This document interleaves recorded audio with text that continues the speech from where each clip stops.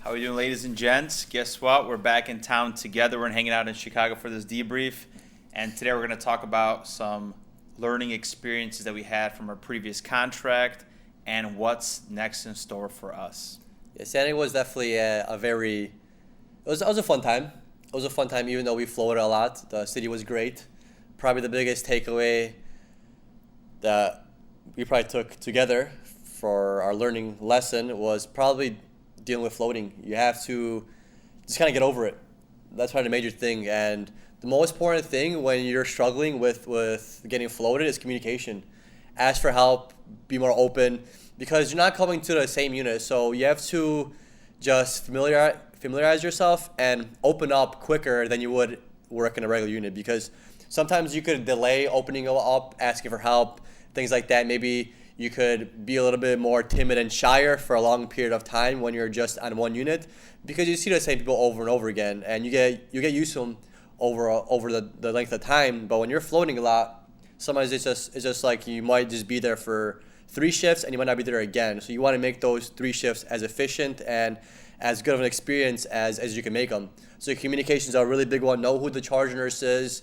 Know who's also not floating to the unit, because you're going to want to get assistance from the nurses that are staffed there. Because if you're floating there, you're usually not the only one floating there. Sometimes I've been to units where there's 4 or 5 floats, like on a med surg or a tele floor, where there's 3 nurses that got floated from the ICU to this tele floor and another one from oncology or something. So you don't really want to ask those for guidance, even though there's still good resources. It's just that you want to find somebody that's actually familiar with the unit and knows the protocols and where to find certain paperworks, especially if you're doing a blood transfusion and you got to fill out some paperwork. You're not going to find much luck asking the ICU nurse, hey, do you know where the blood transfusion paperwork is, or how to fill out like a slip or something, because they're not going to know. It's not their home unit. Yeah, and because we floated a lot, you should make the best of that experience. So what energy are you bringing to the environment that you're currently going to be working? So you walk into the ICU and you see you have to float. Okay, if you have a negative mindset about things, you're bringing that energy into the other unit. That person is going to be less receptive of wanting to help you because you're already in a down mood. That radiates. So might as well, just like we said, it's a learning experience. What am I going to learn today? What am I going to learn from this floating position? Because you're just gaining knowledge. You're working in a different unit. Just make the best of it. So bring a good energy to the atmosphere that you're going to be placed, and it's going to be day and night.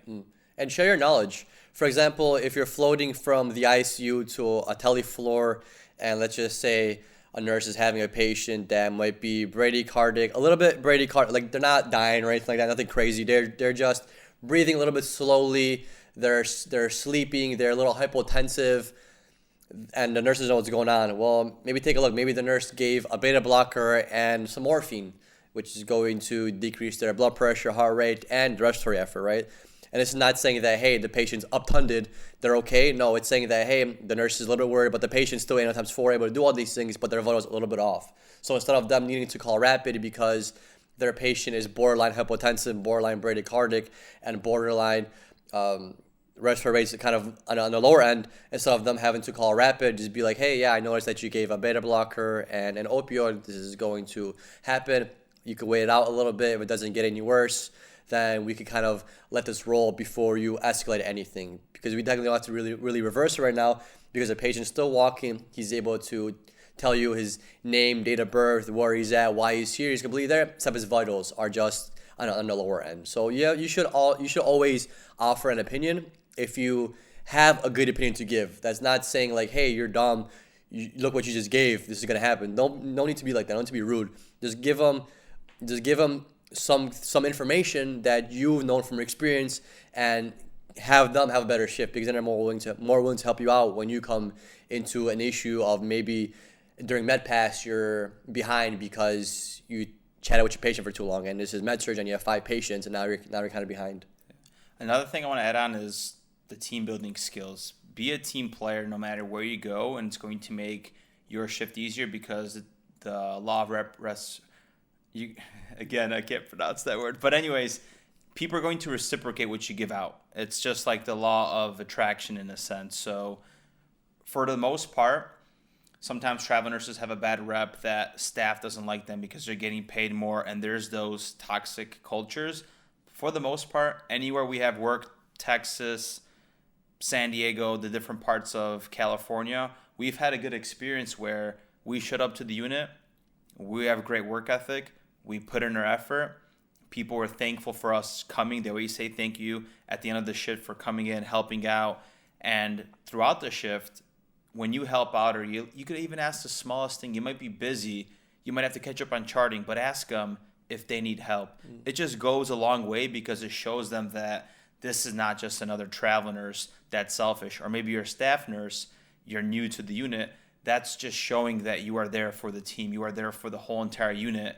And it's almost like that military mentality where there's no man left behind. No matter how behind you are, or maybe your team is, you're still going to help out to bring each other to the end goal, which is finishing your shift. Yeah. If I have to say what has San Diego, or what has this contract in San Diego taught me, is definitely communication, how important it is to ask for help, and just come into unit wanting to help. Let's try to make this day a better day for the patient than it has in the past.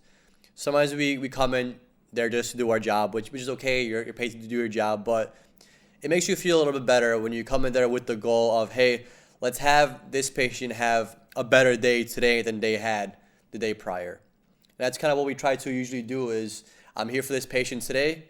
Let's give this patient the best care I could give for this day. I know it might be rough sometimes, it might suck, but I get to go home, so let's make this experience as valuable and as beneficial it is to the patient, because if you had that mindset, it's going to be the best experience for you as well. Because if you teach them something, you're mostly going to learn something from the lesson that you gave to that patient, but they're also going to potentially also give you a lesson back, or they just be more, or they might show you more gratitude. They might be like, oh, thank you, I haven't had anybody do that for me for a while. Because sometimes it's something so simple like a warm washcloth. Sometimes patients don't have any warm water at hospitals, and it's like, when it was last time a patient's been there for like 2 weeks, they might have not gotten any kind of warm water to wash themselves with in those 2 weeks. We do what was it called again? I've been off work a week and I forgot. The chlorhexidine baths. And those we try to warm them up, but by the time you bring those, bro. Yeah. But by the time you bring those wipes to the room, they're kind of already cold. And once you get done with the first pack, the rest of them are already cold too. So something so simple, just like a warm towel or a warm washcloth, just makes it seem less of a prison.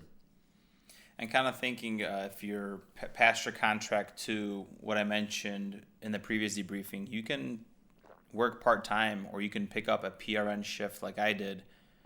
So I realistically only worked one shift for the past 3 months. Yeah. That was for me just working a day shift. I'm like, okay, I can do this. And then I'm like, okay, I just got not lazy, but I was just busy with things, never got back into it. That orientation shift that I mentioned in previous episodes, I have not got paid for it. I'm just going to settle my piece there. I'm not going to go after this company. They could keep the couple $100, because after the fact, they told me that you're going to get paid for that orientation. It's sitting in the bank. You just have to go pick up a shift at that hospital. And there hasn't been any shifts availability. But anyways, yeah, if you're taking a travel break, you can find your time by picking up a PRN where you're not committed to working part-time hours, which is maybe once or twice a week, or you might not want to even work 4 shifts a month where you're obligated through the hospital. Go find a little travel agency near your local city, because more than likely there is going to be a staffing agency where you could just have less commitment, just so you could enjoy your travel nursing break. Right, and even if you do that one shift or you don't do any shifts at all, it's still not a bad idea to have, because sometimes we go into our nursing breaks for 2 or 3 months and we have this fixed amount of income that we want to spend.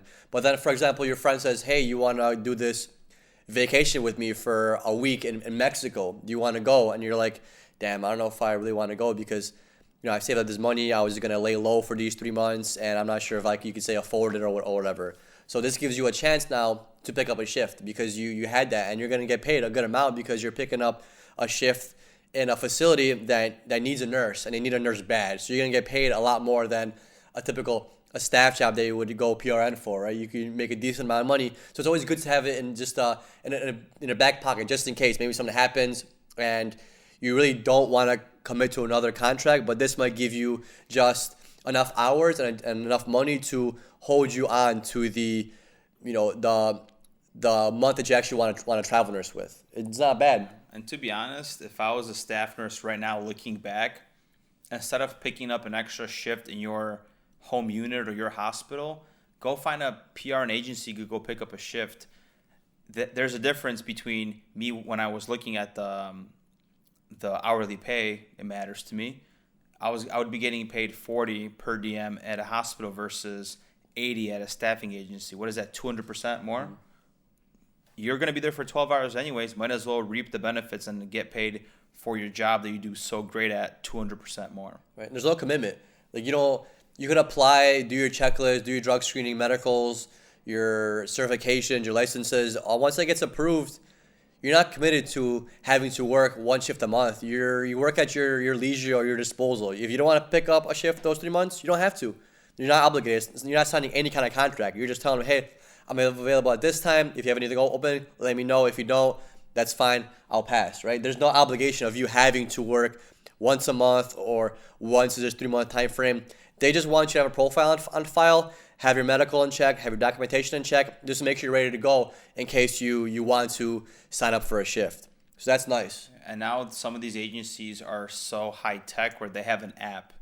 So in my boat, I had a text message, hey, here are all the availability for shifts. What do you want to pick up? With these new apps now, it's almost like Vivian in a sense, where you see all the shifts on the app, you select your dates, you come in, you clock, and you do everything on the app, and you get paid. So it's a very simple process. And yeah, what's new going on for us? So Peter came back. You re-signed your contract in San Diego. So we're going to go back to San Diego and chill. I'm actually still in the process of signing a contract. There was a lot more pushback with me because I didn't renew, so technically I'm signing a new contract. So that ICU manager had to reach out to the vendor. The vendor is the middleman between the agency and the hospital. There's a manager there that coordinates everything. So the manager had to the hospital manager wrote an email to the vendor, which went back to the agency to open up a position for me. Now what happened is we have a date selected just because of TravCon. I got approved for the date, but now they took away my RTO. So now we're juggling back and forth, making sure my approval is done.